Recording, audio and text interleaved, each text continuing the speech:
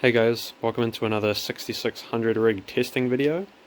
So currently I am mining Equilibria with these GPUs, and this is the power draw at the wall. It's quite variable, so what I'm going to do is take a recording here, like I'm going to watch this video back, and each time it updates I'm going to take note of what it updates to. I'm going to add it all together and divide it by how many to get the average. So yeah, I'll average all these numbers and we'll see what the average power draw is.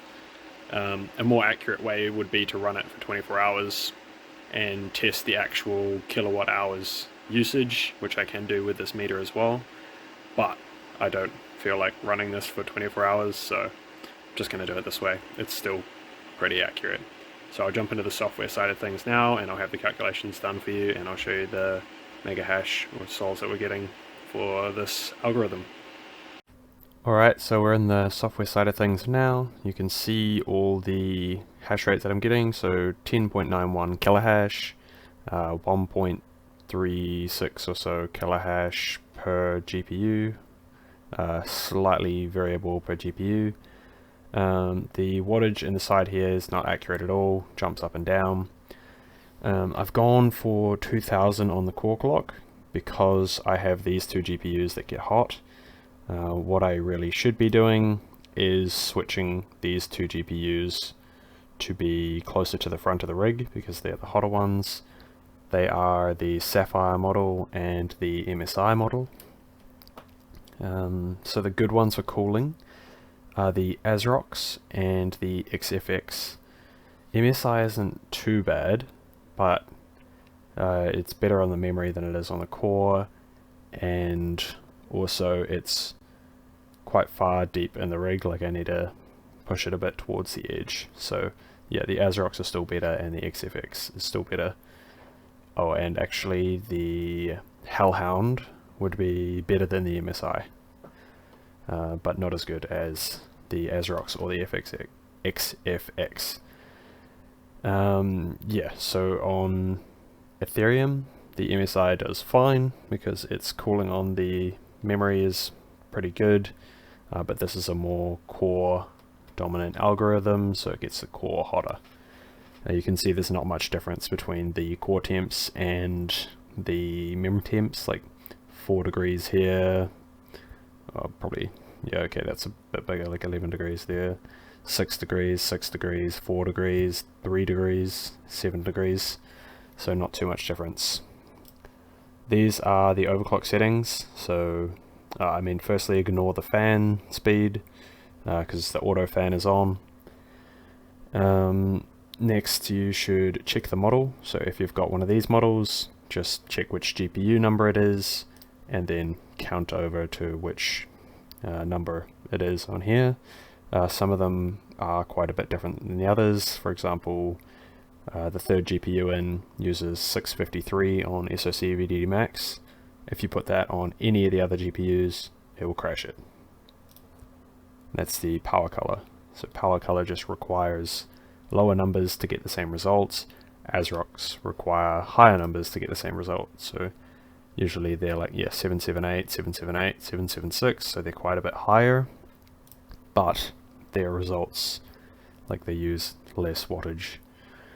You can see this has been running for about 46 minutes and it's perfectly stable. Can refresh it for you. Hopefully this will, yeah, this pop up on the graph. Yeah, so I've done the numbers here. I went through that first minute of video that I recorded and took down every single power draw, like every time it updated, every time it ticked. So yeah, 53 of them, averaged it to 555.8, so went with 556 for the power draw.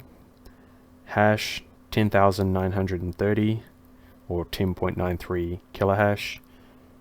Then we go with the efficiency, so hash per watt 19.66, and then just for ease of use, because not everyone's going to have an 8 GPU rig, I've put it down into, so the hash per GPU is 1366, and the wattage per GPU 67.4. which is also quite important when you're calculating what cables you would want to use.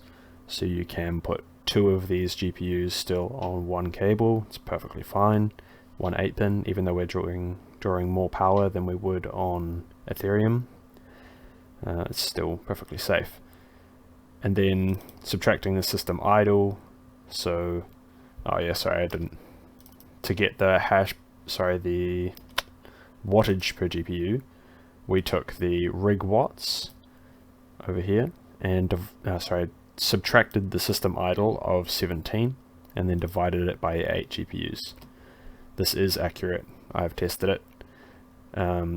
So then we get the efficiency by dividing the hash by the watts.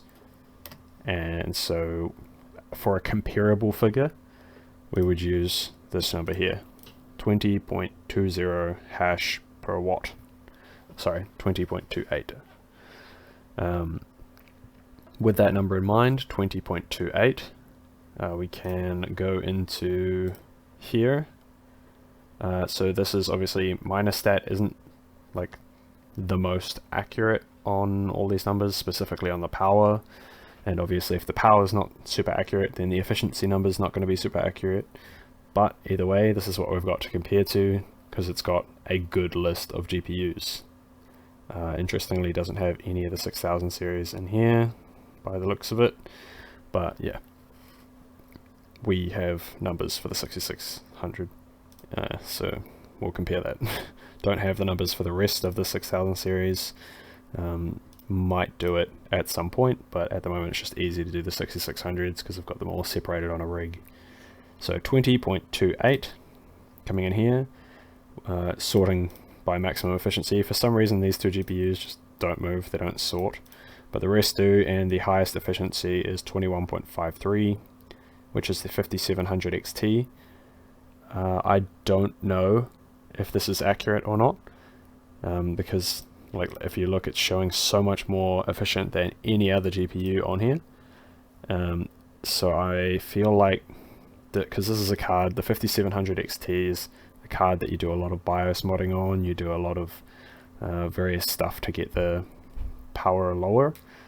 So this could have been, someone's got one of the cards with 2 power inputs, like an 8-pin and a 6-pin or something, and they've BIOS modded it to a card that has just 1 power, like 8-pin power, and then they have like a software power draw of 90 showing, and they don't really realize that it's using more than that. I don't really expect Minustat to back up these numbers with anything, so yeah, I can't really say that I trust this number, but either way, we're sitting at 20.28, and only one in here that can beat it is 5700 XT. It could be a legit number, not 100% sure, but everything else is beaten by it.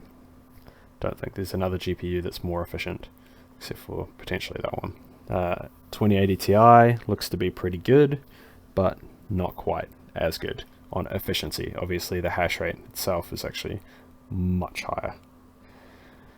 About three times, wait, yeah, around about 3 times higher, just a bit under, but yeah, pretty good efficiency performance. This is the pool, so we have some hash rate coming through. Apparently I haven't had this running long enough for it to fully come through.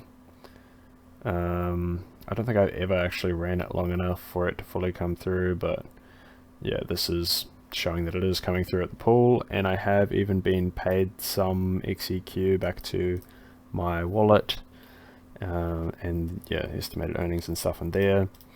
So onto what to mine. I have inputted just these numbers here, so these are all the algorithms that I've tested on so far for the 6600. So I've got Ethereum, Kryptonite GPU, that's the one that I've just done. Tested Aeon, Ergo, Flux, Kapow, and Ferro, and then I put all those actual power draw numbers in that I've got, and then I've hit calculate, and then this is what's come up.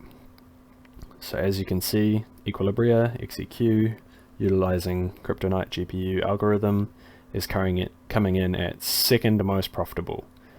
So yeah, that's actually pretty huge that it's the second most profitable coin. Like,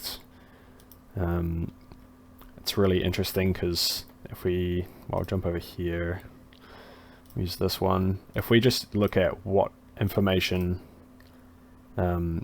what to mine has for this GPU, you can see it's got Ethereum, Zelhash, Kapow, Ferropow, and Autolycus. Does not have Aeon or Kryptonite GPU. So yeah, pretty interesting that it doesn't have the statistics. But if you do look at the other 6000 series, they do have Kryptonite GPU. So it's just a case of them having not added it yet. But that's fair enough. We don't expect them to be super fast with that. But one thing to note is none of the 6000 series has Aeon, but as we know, the 6600s can mine Aeon, so not accurate on that. Going back over, yeah. So we are super efficient on XEQ, and we are second most profitable. So after Ethereum goes away, this could be a potential algorithm that we mine with AMD GPUs, specifically 6600s, because it's quite efficient on them. So yeah, that's pretty good testing, I'd say. Like, we've discovered something useful. Yeah, definitely glad that I tested this algorithm. If you guys have any other algorithms that you suggest I test, then just leave it down in the comment section. It's a good chance I'll give it a go. Although, to be fair, if it's not easy to get it going, I might give up. There's been a couple so far that like I haven't been able to set up a wallet for or something, or just started the miner or something and it just didn't work the first time. For some reason that miner didn't support it and I gave up. But yeah, I don't know. If I ever get back to doing those, then I'll give it another shot, but I don't even remember what algos they were. But yeah, anyway, leave algo suggestions down, or algorithm suggestions down in the link in the comment section below, and any coins that you think I should try. And yeah, that's pretty much all I've got for this video. So thanks for watching. Leave a like, comment, and subscribe to support the channel, and have a great day. See ya.